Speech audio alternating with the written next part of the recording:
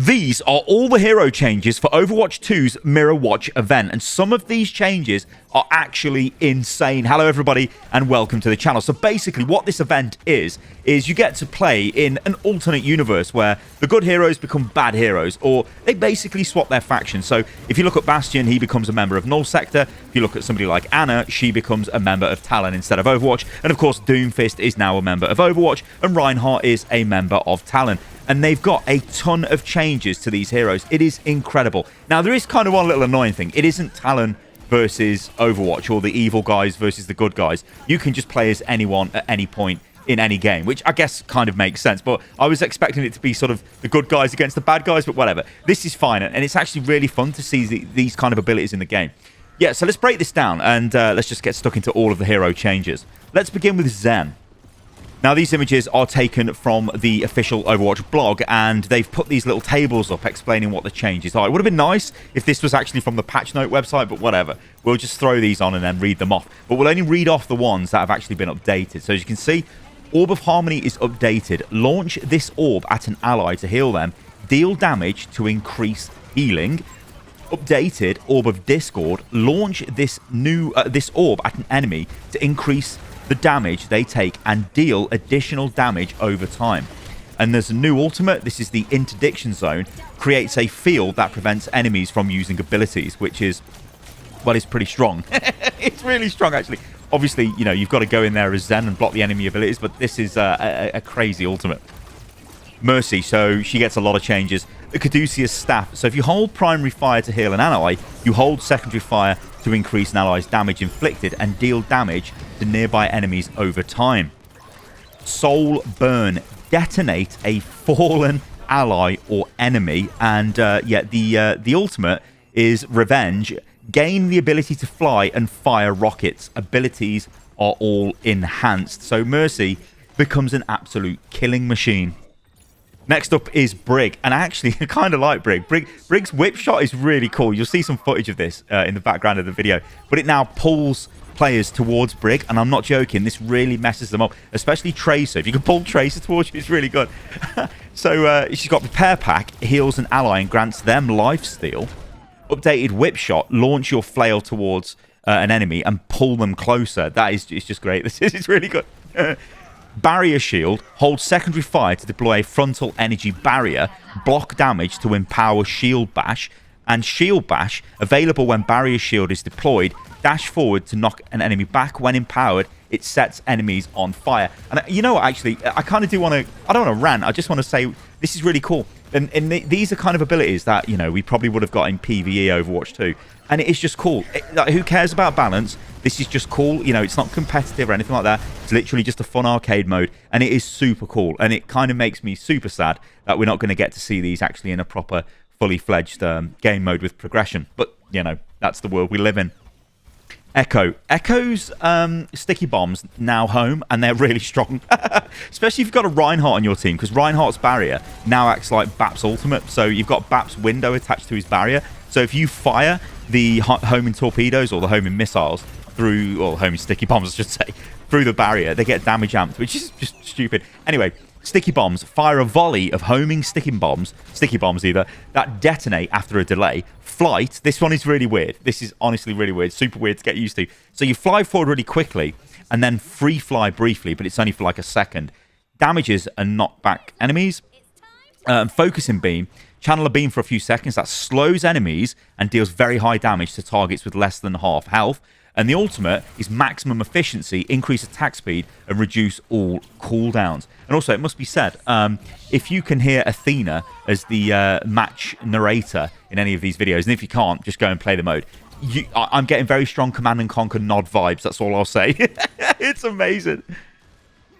Ana. So Ana's a bit of a weird one. I was hoping Ana would get more changes than she kind of does, but they're kind of like nuanced, small sort of changes. Anyway, the Biotic Rifle, long-range rifle that heals allies and damages enemies instantaneously, but can headshot.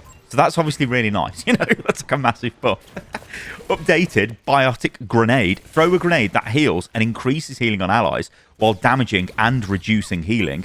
Sleep Dart. Fires a dart. Oh, well, that's not changed. I don't know what I'm reading now. Updated Nano Boost. Okay, so you can only use this on yourself now. And it reduces damage taken Biotic Rifle increases ally healing and reduces enemy healing. And then you get double jump, which actually is really nice.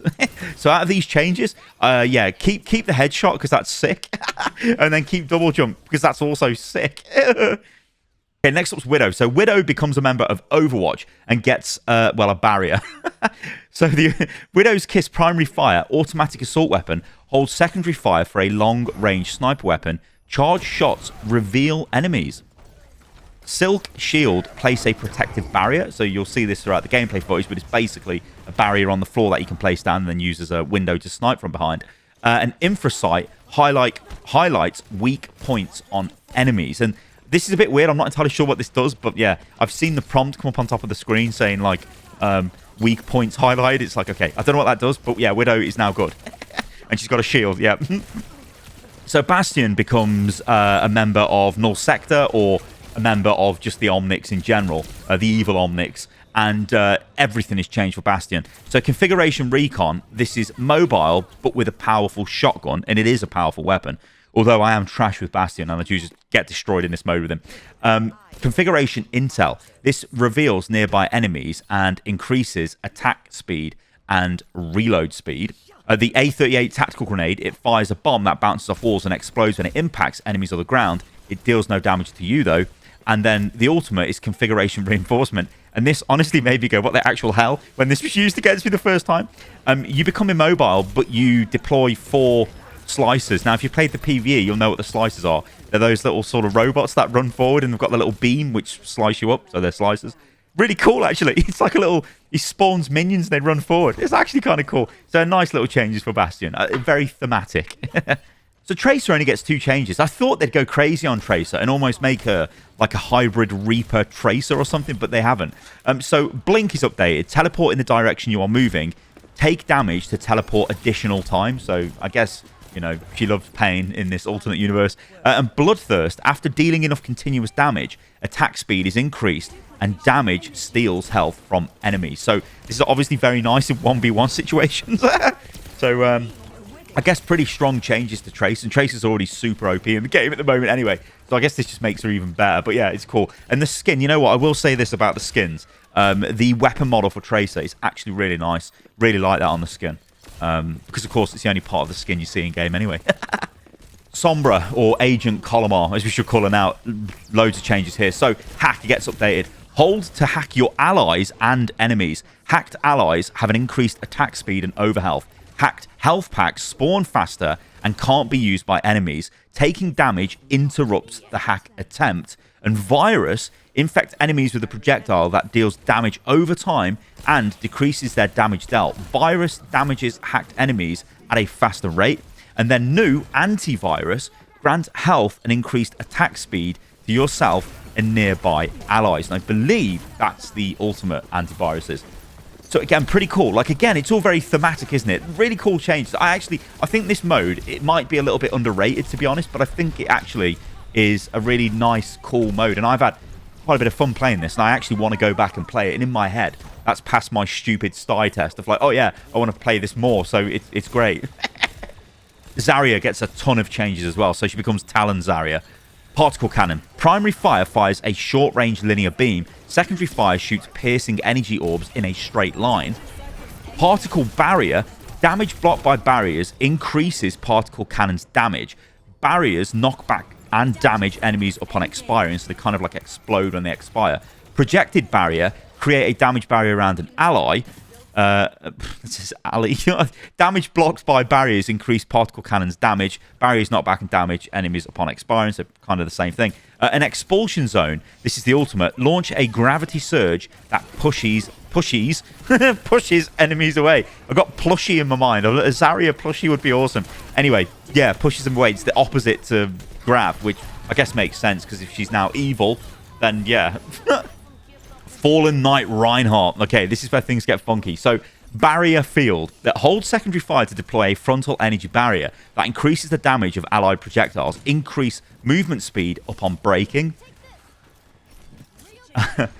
Earthshatter. Now, this is where I'm pissed off, right? If you guys know me when I was spamming Twitter, I mean, I don't really give a crap about Twitter anymore, if I'm totally honest. I'll use it to look at what people are saying, but I mean, I just have got no interest in taking part in that platform. But anyway, Earthshatter, I wanted it to be that Reinhardt 360, like, Earth Slam or whatever the hell it was called. I think it was Earthquake, I think it was called. I wanted that from the PvE, but it's not. So, yeah, basically what it is, it just knocks down all enemies in a narrow path in front of you. So it's like a Earthshatter sniper thing. It's like a skill shot now. I don't know. I want to just give me the 360. I want to slam the world.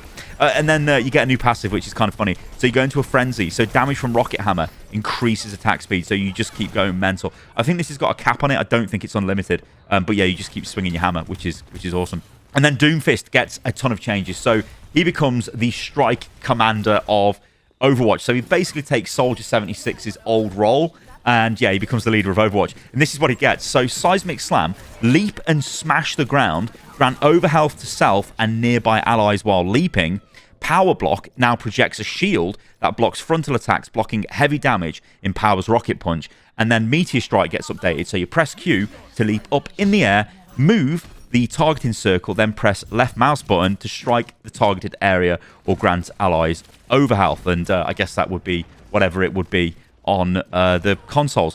So yeah, there we go, guys. Honestly, I think this is actually kind of cool. Like, I think this is a nice mode. I think it's a bit weird sort of how they've done the patch notes. You would have thought they'd have put a bit more I don't know, a bit more effort behind that and made like a nice glossy sort of patch note update page with the info all there in one kind of place. I don't know. But what I will say is it is actually in the game. So when you select heroes in the game, if you press F1, if you're playing on PC, you can bring up the screen which shows you what their abilities do. But it's a fun mode. It's a mode where you can go and play the heroes and see them like almost in that what if kind of guise. What if Doomfist was a good guy? I think it's really cool. All right, guys, thank you for watching the video. I hope you enjoyed this. If you did, let me know what you think about all of this in the comments below. And let me know what you think about Overwatch at the moment as well. And yeah, I'll catch you guys on the next video. See you soon.